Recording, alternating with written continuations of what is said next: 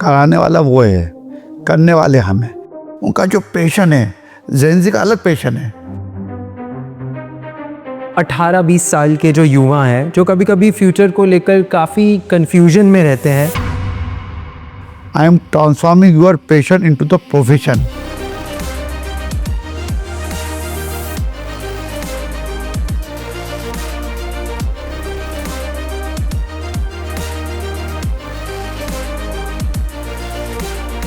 एक ही भाव था, कुछ कर दिखाना है। रियल एस्टेट में काम करा, फिर एजुकेशन में आए। मैंने उस टाइम कल से चालू करा इंजीनियर लिखने का, ER लिखने का।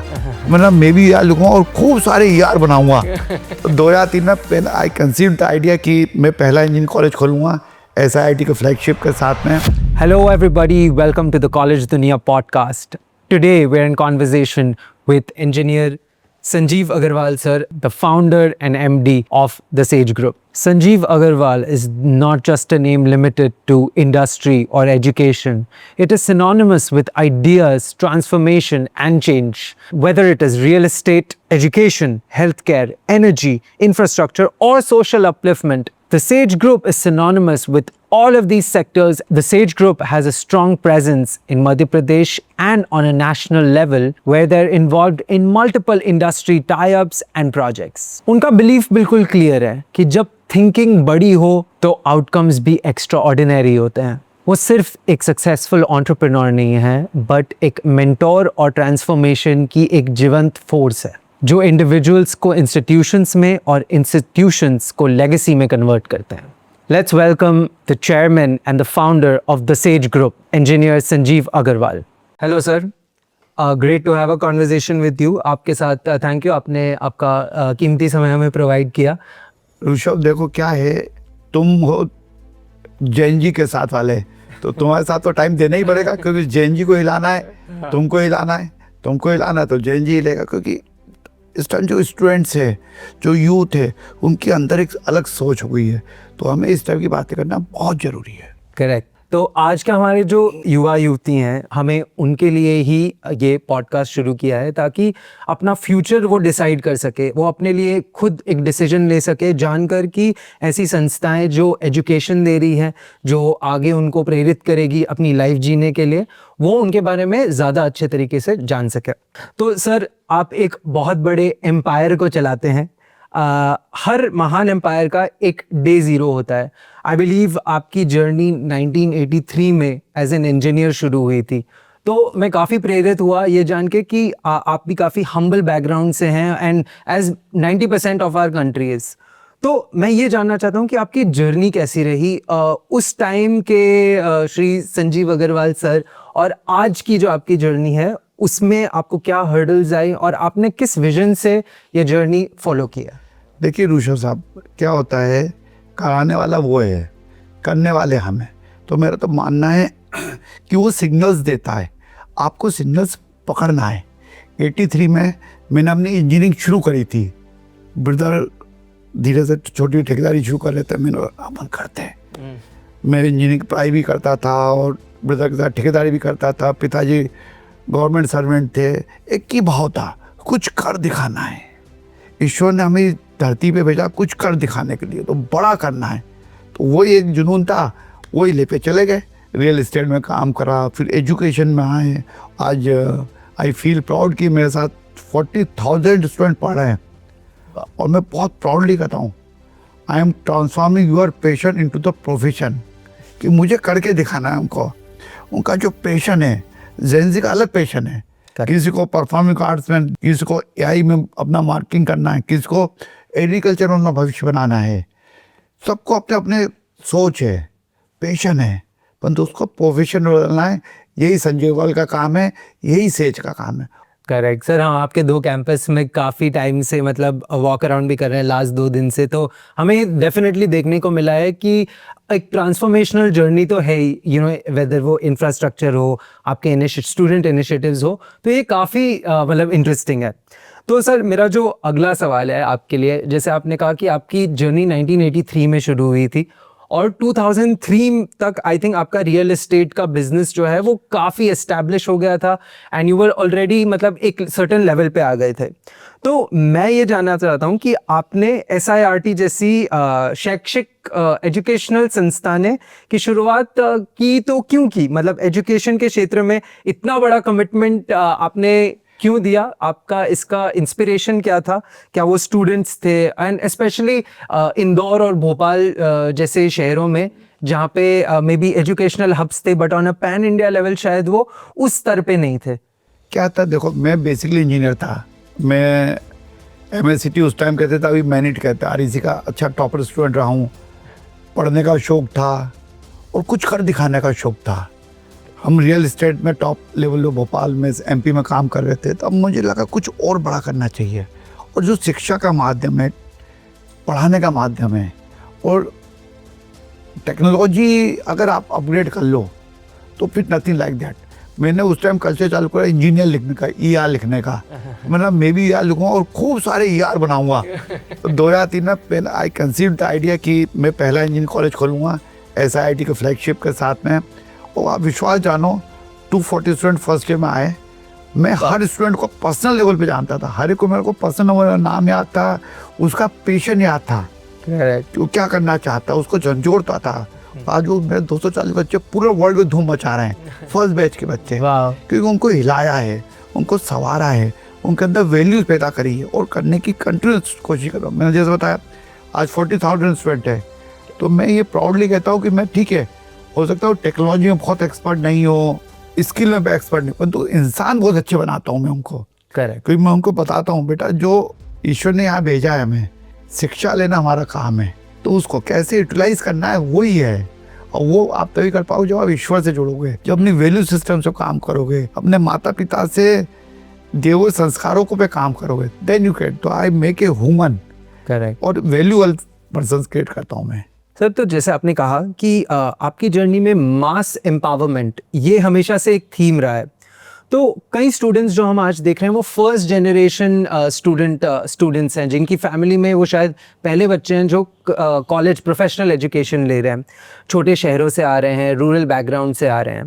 तो सर इनके पास क्षमता तो बहुत होती है, लेकिन कॉन्फिडेंस और एक्सपोजर इस चीज़ की कमी रह जाती है।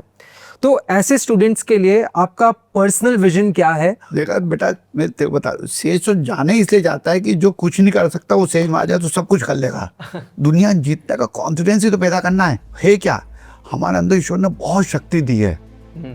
जैसे जामन ने जो हनुमान को याद दिलाया था कि तूने तो सूर्य को निकल लिया था, तेरे अंदर तो ये शक्ति है, तो निकल।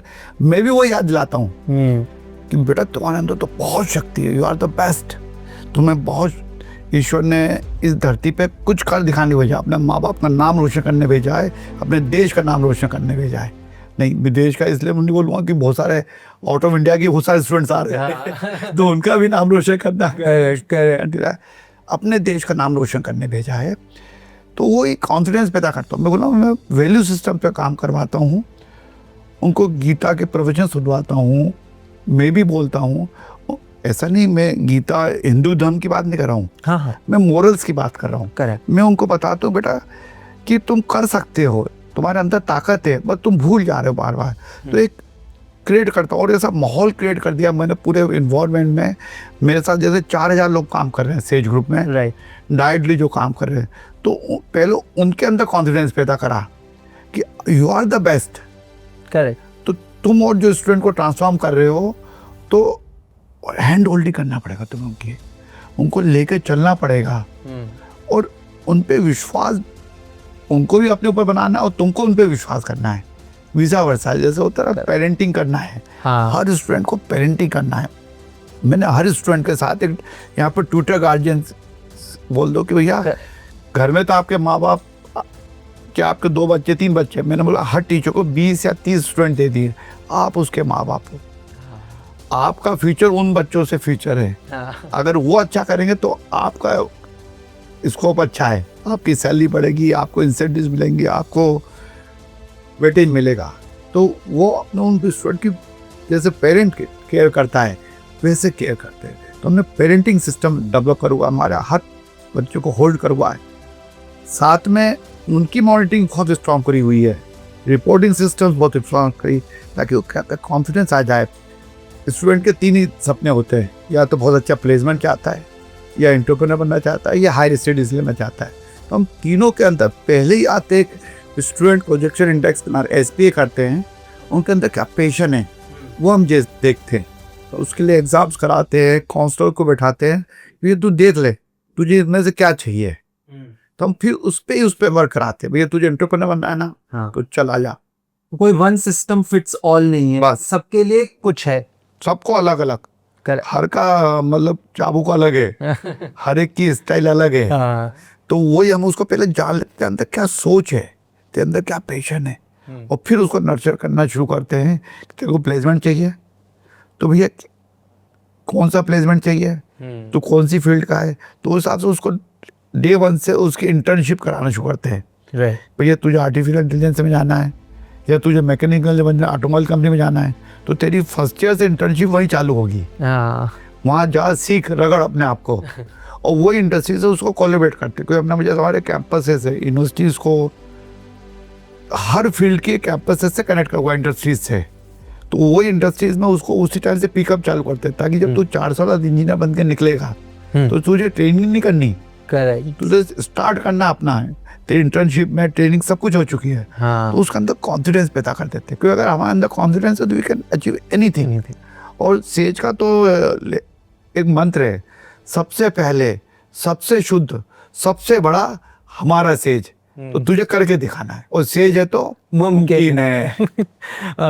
सर, तो जैसे आपने कहा कि आई थिंक एजुकेशन के साथ साथ आप काफ़ी वैल्यू बेस्ड एजुकेशन देते हो, ना कि जस्ट एजुकेशन जो आपको शायद कहीं भी मिल सकता है, बट एक वैल्यू इम्बाइब करते हैं, एक बहुत ही फैमिली जैसे आपने सिस्टम्स भी बना रखे हैं कि कोई भी छूट ना जाए, सबको साथ में लेकर चलते हैं। और जो शायद पेरेंट्स और गार्डियंस में भी 100% अपना टाइम ना दे पाए क्योंकि वो साथ नहीं है, तो वो उसकी कमी आप महसूस होने नहीं देते कोई भी स्टूडेंट्स को, जो कि मतलब आई थिंक सारे पेरेंट्स यही चाहते हैं कि उनके बच्चों की कोई देख रेख करे अच्छे से, कोई हो जो उनके स्टूडेंट्स को देखे और वो कहीं दूर जाके बिगड़ ना जाए शायद, और उसको पूरा एक्सपोजर दे देते हैं। करेक्ट। जैसे हमने गूगल से, माइक्रोसॉफ्ट से, एप्पल से, डेलोइट से, इन सब ने अपना MOUs कर हुए, उनके लैब एस्टेब्लिश कर दी है, उनकी फैकल्टी, उनके पर्सन आके यहाँ पढ़ाते हैं उनको, दे डील डेली। करेक्ट।